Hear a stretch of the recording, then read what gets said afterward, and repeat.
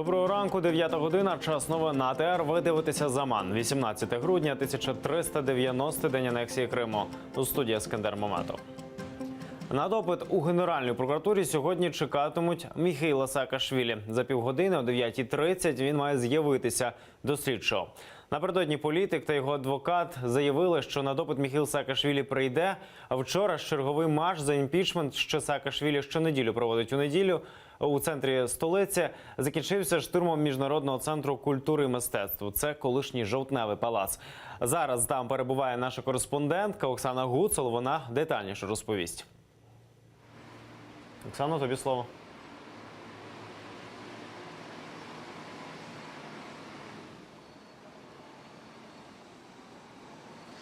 Вітаю, Ескендере. Власне, нині ми біля Жовтневого палацу.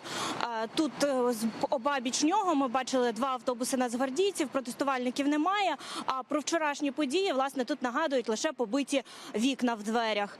Ми бачили, що їх вже намагаються якось відремонтувати, забити дошками тощо. А власне, що сталося напередодні? Напередодні марш за імпічмент, який щонеділі влаштовує Міхейл Саакашвілі в центрі столиці, закінчився штурмом Жовтневого палацу.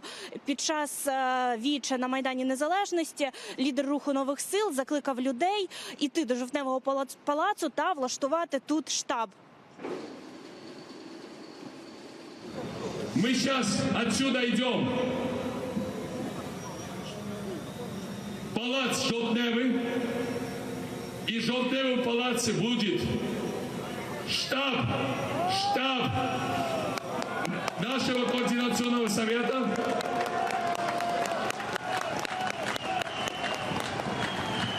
Чтобы нас не гоняли не только по палаткам по ночам. Никаких переворотов не делаем. Мы же не идем занимать Банковую или Верховную Раду. Мы сейчас пойдем в Жовтневый палац. Там будет штаб. Власне, після такого заклику колона прихильників Саакашвілі рушила до Жовтневого палацу. Поліція ж підтягнула сюди кордони Нацгвардії. Почалися сутички і мітингувальники застосували проти правоохоронців сльозогінний газ.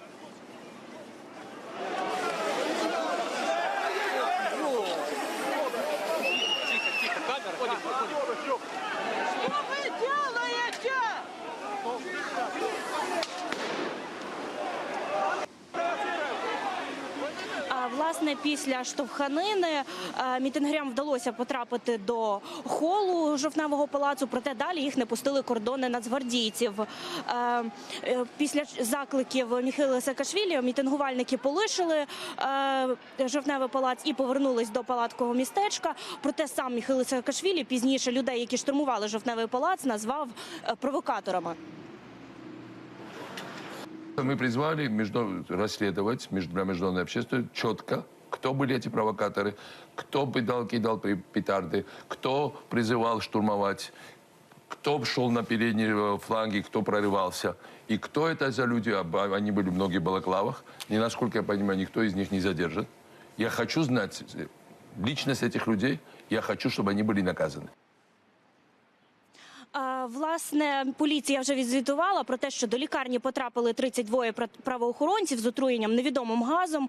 А сам же штурм Жовтневого палацу вже засудили посольства Сполучених Штатів, Канади та Великобританії. Вони назвали такі дії зловживанням правом на мирний протест. Ескендере.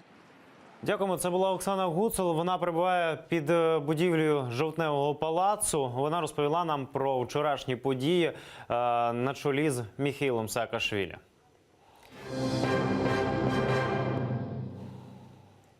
День суддів у Криму. За даними громадської платформи «Кримська солідарність», сьогодні на окупованому півострові відбудеться понад 80 судових засідань проти тих, хто вийшов на одиночні пікети 14 жовтня. Тоді одразу після їх проведення до активних кримських татар почали приходити правоохоронці з протоколами. Мовляв, акції були не поодинокими, а добре організованими. Оскільки одночасно одиночні пікети відбулись у майже всіх регіонах окупованого півострова, тепер людям інкримінують порушення встановленого порядку проведення масових заходів. Громадські діячі Кримської солідарності закликають усіх небайдужих приходити до судів, аби підтримати своїх побратимів. Детальний розклад засідань є на сторінці Кримської солідарності у Фейсбуці. По нашему мнению, это для того, чтобы не хватило защитников, не хватило людей, кто бы пришел, поддержал. Нас поддержали правозащитники из Санкт-Петербурга. Это Александра Крыленкова направила своих помощников, своих коллег, которые приехали, будут поддерживать ребят Джанкои, представлять интересы. А тогда среди крымских татар нашлись те люди, кто решил помочься. Это люди и с юридическим образованием, и также и люди без юридического образования. Одиночні пікети проходили майже по всьому Криму 14 жовтня після чергової хвилі обшуків російських силовиків.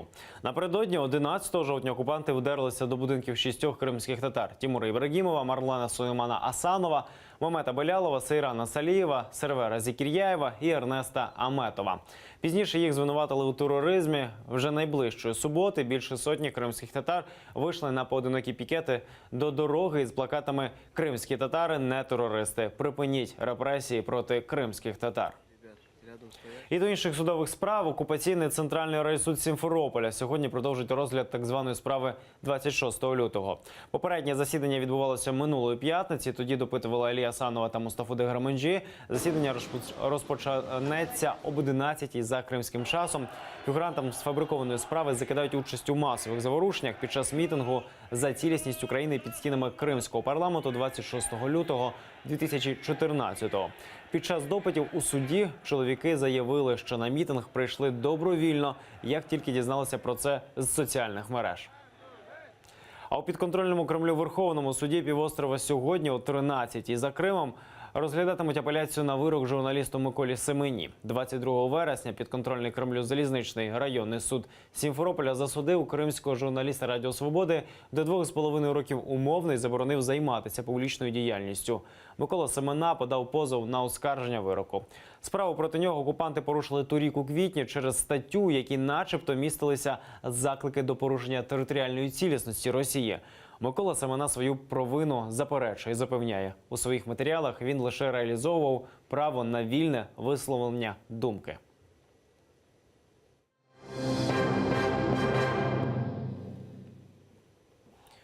– 12 тисяч мешканців Мукачевого на Закарпатті залишилися без води.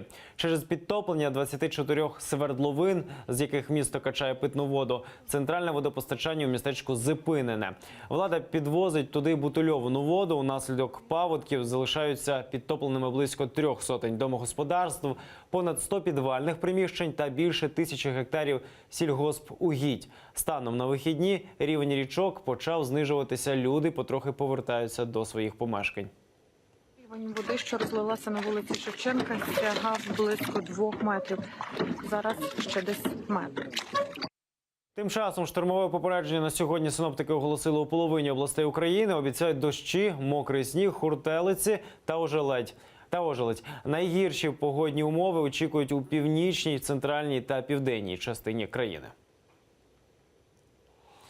152-міліметрові гаубиці застосували бойовики на сході України. 3 українських воїнів загинули. Про це у фронтовому зведенні доби повідомляє штаб АТО.